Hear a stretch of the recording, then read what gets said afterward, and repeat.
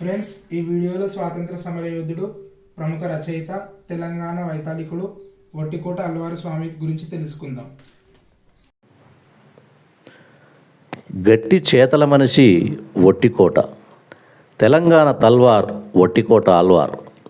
సామాన్యుడు అసామాన్యుడైతే అతను సామాజిక దర్పణమవుతాడు, నిరాకరణానికి ప్రేరకమవుతాడు, ప్రజల మనిషి అవుతాడు. పర్యాయపదంగా చెప్పాలంటే కమ్యూనిస్టు అవుతాడు. ఓ వ్యక్తి కోరుకుంటే ఏమైనా కావచ్చు, కానీ ప్రజల మనిషి కావటం అంత సులభం కాదు. ప్రజల మనిషి కావడం అంటే సమాజం యొక్క సర్వతోముఖ వికాసాన్ని కలగనేవాడై ఉండాలి. సమాజము నేను వేరు కాదన్న భావన కలిగి తనకు తాను ఇష్టమై తనను తాను సమాజానికి అర్పించుకోగలిగేవాడై ఉండాలి. అప్పుడు మాత్రమే అతను ప్రజల మనిషి కాగలుగుతాడు. కొన్ని భౌతిక అస్తిత్వాల ప్రకారం, అంటే కులం, మతం, ప్రాంతం, ఇలా మనుషుల్ని విభజించి ఆ ఒక్క గ్రూప్ కోసం పనిచేస్తున్నప్పుడు మరో గ్రూపును ద్వేషించటమో దూరంగా ఉంచటమో జరుగుతుంది. కాబట్టి అక్కడ ప్రజల మనిషి అనే భావన పాక్షికమైనదే.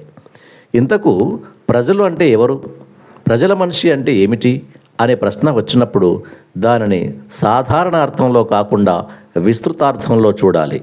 అలా చూసినట్లయితే మనుషులు తన మనుగడ కోసం క్రియాత్మకంగా చేసే పనులు, ఆకలి, అవసరాలు, వాటి తాలూకు నాగరికతలు, సంస్కృతులు, వాటి నుండి ఉత్పన్నమైన భావోద్వేగాల పరంపర అయిన ఆనందానుభూతులు, సుఖదుఖాలు మొదలగు సార్వత్రిక లక్షణాలు గల సమూహం అని, వీటి కోసం పనిచేసిన వాడే ప్రజల మనిషి అని మనకు అర్థమవుతుంది.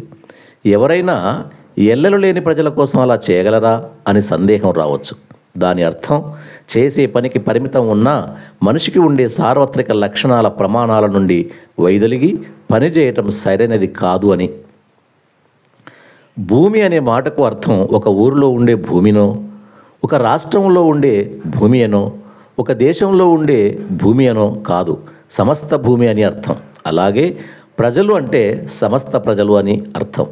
ఇదంతా ఎందుకు చెప్పవలసి వస్తుందంటే, ప్రస్తుతం మన సమాజంలో కుల, మత, ప్రాంత, లింగ సంబంధమైన వివక్షత, అసహనం, హింసా ధోరణుల్ని ప్రేరేపిస్తూ పనిచేసే వాళ్ళు కూడా మేం ప్రజల కోసం పనిచేస్తున్నామంటూ తమకు తాము కితాబులిచ్చుకుంటున్నారు. అందుకే ప్రజలు అంటే ఎవరు, ప్రజల కోసం పనిచేయడం అంటే ఏమిటి అనేది మనం తర్కించుకోవాల్సిన సందర్భంలో, అందుకు ఉదాహరణగా మన తెలంగాణ నేల మీద మనగలిగిన ప్రజల మనిషి వట్టికోట ఆల్వార్ స్వామి మనకు గుర్తుకొస్తాడు. తెలంగాణ నేల మీద ప్రజల కోసం జీవించి ప్రజల కోసం ప్రాణం విడిచిన త్యాగజీవులకు లెక్కే లేదు. కానీ వట్టికోట ఆల్వార్ స్వామిలాగా జీవించిన వాళ్ళు మాత్రం బహు అరుదు. త్యాగాలు ఘనమైనవే, కానీ త్యాగాలు చేసే ముందు వారికి వీటి ఫలాలను అందిపుచ్చుకునే చైతన్యం ప్రజల్లో కల్పించాలని అవగాహన ఉండాలి. అందుకు ఆయా స్థాయిలలో అవసరమైన పాత్రను పోషించగలగాలి. అంతేకాని నేను కవిగానో ఆదేశాలిచ్చే నాయకుడిగానో ఉంటాననుకోవడం, లేదా చరిత్రలో చోటు కోసం ఏదో ఒక ఉన్నతమైన స్థానాన్ని వెతుక్కొని అక్కడ పాదుకునిపోయి చేసే ప్రతి పనిలో కీర్తిని వెతుక్కుంటూ తనకు తాను సామాజికోద్ధారకుడుగా భావించుకోవడం సరిపోదు. ఈ విషయాన్ని బాగా అర్థం చేసుకున్నవాడే వట్టికోట ఆల్వార్ స్వామి. అందుకే తాను ఎక్కడో ఓ చోట కార్యకర్తగానో నాయకుడిగానో ఉండిపోలేదు. ఒక్కోసారి ఒక్కో చోట ఒక్కో సందర్భంలో ఒక్కో పాత్రలో అది చిన్నదా పెద్దదా అని ఆలోచించకుండా చేసే ప్రతి పనిలో బాధ్యతతో సందర్భాన్ని బట్టి కార్యకర్తగాను, నాయకుడిగాను, రచయితగాను, ప్రచారకుడిగాను, వ్యూహకర్తగాను, సమన్వయకర్తగాను, పాత్రికేయుడిగాను, అటు సాహిత్య రంగంలోనూ ఇటు రాజకీయ రంగంలోనూ తన అవసరం ఎక్కడ ఎలా ఉంటే అక్కడ అలా పాత్రోచిత కర్తవ్యాన్ని నిర్వర్తించాడు. త్యాగం అనేది పైనుంచి కుమ్మరిస్తానంటే కుదరదు. దానికి ముందు కింది స్థాయిలో పరిపక్వతను సిద్ధపరచుకోవడం ప్రజల మనిషికి ఉండే ప్రాథమిక లక్షణం. వట్టికోటకు అది అక్షరాల వర్తిస్తుంది. ఒడిదుడుకుల బాల్యం గురించి మాట్లాడుకుందాం. కాలం కడుపుతో ఉండి శ్రీశ్రీని కన్నది అంటాడు సత్యమూర్తి. ఆ మాట శ్రీశ్రీకే కాదు, అక్షరాల వట్టికోటకు వర్తిస్తుంది. ఎందుకంటే ఓవైపు ప్రపంచ యుద్ధాలు, మరోవైపు స్వాతంత్ర పోరాటం, సాయుధ పోరాటం ఉధృతంగా సాగుతున్న రోజులలో పుట్టి పెరిగి కాలానుగుణ్యమైన చర్యలకు స్పందిస్తూ పెరిగినవాడు కాబట్టే అతడు కాలానికి జన్మించినవాడు అని చెప్పటం అతిశయోక్తి కాదు. ఆల్వార్ నవంబర్ 1, 1915లో నకిరేకల్ దగ్గర చెరుమాదర గ్రామంలో రామచంద్రరావు సింహాద్రమ్మలకు జన్మించినాడు. అతని 11వ ఏటనే తండ్రిని కోల్పోవడంతో పొట్ట పోసుకోవడం కోసం సూర్యాపేట, నకిరేకల్, కందిబండల్లోని ఇళ్లలో వంట పనులు చేసుకుంటూ గడిపాడు. ఆ విధంగా సీతారామరావు పంతులు గారికి వంట చేసి పెడుతూ చదువుకోవడం ప్రారంభించాడు. అనంతరం విజయవాడలో హోటల్ సర్వర్గా పనిచేయడం జరిగింది. నాడు తండ్రి మరణంతో రోడ్డు మీదకి నెట్టివేయబడ్డ ఆ పరిస్థితులే నేడు అతన్ని తెలంగాణ వైతాళికునిగా నిలబెట్టాయి. సురవరం ప్రతాపరెడ్డి, కాళోజీ నారాయణరావు గారులతో ఒట్టికోటకు చాలా విషయాల్లో సారూప్యత ఉన్నా వారిలాగా అతని జీవితం వడ్డించిన విస్తరి కాదు. బాల్యం నుండి అనేక కష్టాల కోర్చి మండే కొలిమిలో గుండె తిరుగు చేసుకుంటూ పెరిగిన గట్టి చేతల మనిషి. ఆయన సాహిత్య జీవితం గురించి మాట్లాడుకోవలసి వస్తే సూర్యాపేటలోని గ్రంథాలయంలో పనిచేస్తూ స్వయం కృషితో తెలుగు, ఉర్దూ, ఇంగ్లీష్ భాషలు నేర్చుకోవడం వల్ల తర్వాతి కాలంలో సాహితీ, సామాజిక, రాజకీయ రంగాల్లోనూ అతని ఆలోచనల విస్తృతి పెరిగి తెలుగు నేలంతా విస్తరించాడు. 1933లో విజయవాడ నుంచి హైదరాబాద్ వచ్చి గోల్కొండ పత్రికలో ప్రూఫ్ రీడర్గా పనిచేశాడు. ఆ సమయంలో బూర్గుల రామకృష్ణారావు, మాడపాటి హనుమంతారావు, సురవరం ప్రతాపరెడ్డి గారులతో పరిచయం, చర్చాగోష్ఠులు సాహితీ రంగం వైపు అతని ఆలోచనల్ని మళ్లించినాయి. ప్రూఫ్ రీడర్ నుంచి పాత్రికేయునిగా, సంపాదకుడిగా, ప్రచురణకర్తగా, కథ, నవల రచయితగా గోల్కొండ, స్రవంతి, ఆంధ్రకేసరి, గుమస్తా, మీర్జాన్ లాంటి పత్రికల్లో రచనలు చేస్తూ బహుముఖ ప్రజ్ఞాపాఠవాలను కనబరిచారు. కనువిప్పు నాటికతో పాటు జైలు లోపల అనే కథా సంకలనం వేశాడు. ఇందులో తోటి ఖైదీల జీవితాలను చిత్రించాడు. అంతేకాక సమాజంలో పడిపోతున్న విలువల్ని ప్రశ్నిస్తూ విశాఖపట్నం నుండి వెలువడే తెలుగు విద్యార్థి పత్రికలో రామప్ప రభస శీర్షికతో వ్యంగ్య రచనలు చేశాడు. ప్రధానంగా 1935 తర్వాత పరిస్థితులకు ఆయన రాసిన ప్రజల మనిషి నవల తెలంగాణ సామాజిక జీవితానికి దర్పణంగా నిలుస్తుంది. అత్యంత దుర్మార్గంగా ఉన్న నిజాం పాలన, భూస్వాముల అకృత్యాల మధ్య నలుగుతున్న తెలంగాణ, వాటిని ఎదిరించేందుకు కర్తవ్యోన్ముఖులవుతున్న ప్రజల మధ్య నుంచి త్యాగాలకు సిద్ధమవుతూ ఎదిగి వస్తున్న నాయకత్వం, వీటి వెనకాల ఆంధ్ర మహాసభ నేపథ్యం మనకు కళ్ళకు కట్టినట్టు కనిపిస్తాయి. ఈ నవలలో కంఠీరవం పాత్ర ద్వారా ప్రజల చైతన్య యొక్క ప్రవాహ క్రమానుగతను కనిపించేలా చేస్తాడు. ముఖ్యంగా గాంధీయిజం, కాంగ్రెస్ సిద్ధాంతాలు, ఆర్య సమాజ ప్రభావం వంటి పరిమితులు దాటి లౌకిక తత్వ నిర్మాణం వైపు అడుగులు వేస్తున్న తీరు ఆయా పాత్రలలో కనిపిస్తుంది. ఆ తర్వాత 1940ల నాటి రాజకీయ సాంఘిక విషయాలను చాలా సహజంగా ప్రస్తావించిన నవల గంగు. ఇందులో రాజకీయ సాంఘిక పరిస్థితుల వల్ల ప్రజలు కమ్యూనిజం వైపు ఆకర్షితులవుతున్న వైనం కనిపిస్తుంది. ఇందులో ఆంధ్ర మహాసభ ప్రభావంతో నల్లగొండ జిల్లా సూర్యాపేటకు దగ్గర బీబీగూడలో భూస్వామ్య కుటుంబానికి చెందిన వేమలపల్లి సత్యవతి అనే 15 సంవత్సరాల బాలిక కమ్యూనిస్టుగా మారేందుకు విజయవాడకు పారిపోయి అక్కడ పొట్లూరి వెంకటేశ్వరరావుని వివాహం చేసుకుంది. ఈ అసలు కథను సుజాత పేరుతో గంగు నవల రాశాడు.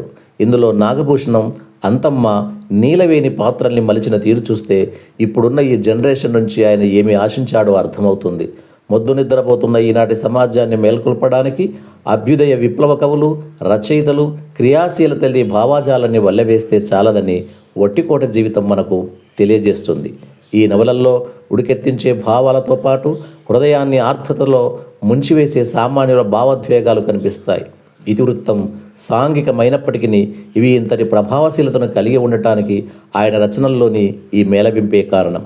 అంటే ఓవైపు సామాన్యుల ఈతి బాధల్ని ఉన్నది ఉన్నట్టుగా ఆవిష్కరిస్తూనే అందుకు కారణమైన పాలకుల ధాష్టికాన్ని ఎదిరించే ఉద్యమ కర్తవ్యాల్ని నూరిపోస్తాడు. కన్నీళ్లను తుడిచే చూపుడు వేలునే ప్రశ్నించే చూపుడు వేలుగా నిలబెడతాడు. దీన్ని బట్టి ఒట్టికోట అవసరానికో దారి తప్పిన ఆవేశానికో లోనైనవాడు కాక తన ప్రతి క్రియను వ్యూహాత్మకంగా సిద్ధపరచుకుంటూ ఓ స్పష్టమైన సమాజ నిర్మాణాన్ని ఆశించిన వాడుగా కనిపిస్తాడు. అందుకోసం కష్టాల్ని సైతం కొని తెచ్చుకోవడం తప్పించుకోవడం ఎరగడు. అందుకే అతనంటే చీకటికి భయం అంటాడు దాశరథి. దేశోద్ధారక గ్రంథమాల గురించి ఇప్పుడు తెలుసుకుంటే దీనిని 1938 సికింద్రాబాదులో ఏర్పాటు చేశారు. చాలామంది చాలా సంస్థల్ని స్థాపించారు. కానీ దేశోద్ధారక గ్రంథమాలకు ఓ ప్రత్యేకత ఉంది. చాలామంది సమకాలీన రచయితల కంటే, నాయకుల కంటే అతను నాటి సమాజాన్ని అర్థం చేసుకున్న తీరే అందుకు కారణం. విజ్ఞానానికి విలువ కట్టని సమాజం పురోభివృద్ధి చెందదని బలంగా నమ్మి దాని సాధన కోసం స్వీయ కార్యాచరణ ఏర్పరచుకున్నాడు. అందులో భాగంగానే దేశోద్ధారక గ్రంథమాలను స్థాపించి 35 గ్రంథాలని అచ్చువేయించాడు. సురవరం, కాళోజీ, వానమామలై వరదాచార్యులు, భోగరాజు పట్టాభి సీతారామయ్య, కండవల్లి బాల్యందు శేఖరం మరియు టాల్స్టాయ్ రచనల అనువాదాలు ప్రచురించి ఏమాత్రం నామోషి చెందకుండా తానే సంచార గ్రంథాలయమై తెలంగాణ అంతటా పుస్తకాల్ని అమ్మాడు. కేవలం పుస్తకాలు రాస్తూ కూర్చుంటే సరిపోదు. ఆ విషయం జ్ఞానం వెళ్ళాల్సిన వారికి వెళ్తుందా లేదా అనేది ముఖ్యం. దీపం వెలిగించి అందరినీ దీపం కిందికి రమ్మనడం ఓ రకమైన త్యాగం. దీపం వెలిగించి ఆ వెలుగును చీకట్లో ఉన్న వారి వద్దకు తీసుకెళ్లి వారిని హక్కులకై నినదించేలా చేయడం మరో రకమైన త్యాగం. ఈ రెండో దాన్ని గుర్తించిన వాడే వట్టికోట ఆళ్వారు. అందుకే ఆయన సేవా తత్పరత మిగతా వారికి భిన్నంగా ఉంటుంది. ఇక ఆయన ఉద్యమ జీవితం. ఆళ్వారు సూర్యాపేటలో ఉన్నప్పుడు 1942లో స్టేట్ కాంగ్రెస్ వాదిగా సత్యాగ్రహంలో పాల్గొని అరెస్ట్ అయి సికింద్రాబాద్ జైలుకి వెళ్ళాడు. పీడనకు వ్యతిరేకంగా ప్రజల్లో పోరాట భావన బలపడుతున్న కొద్దీ ఆంధ్ర మహాసభ కార్యకర్త నుండి కమ్యూనిస్టు పార్టీ సభ్యుడిగా పరిణామం చెందాడు. 1946లో నిజాం ప్రభుత్వం పార్టీపై నిషేధం విధించటం వల్ల అరెస్ట్ అయి 1946 నుంచి 51 వరకు జైలు జీవితం అనుభవించాడు. సంగారెడ్డి, వరంగల్, గుల్బర్గా, నిజామాబాద్ జైల్లో ఉన్నాడు.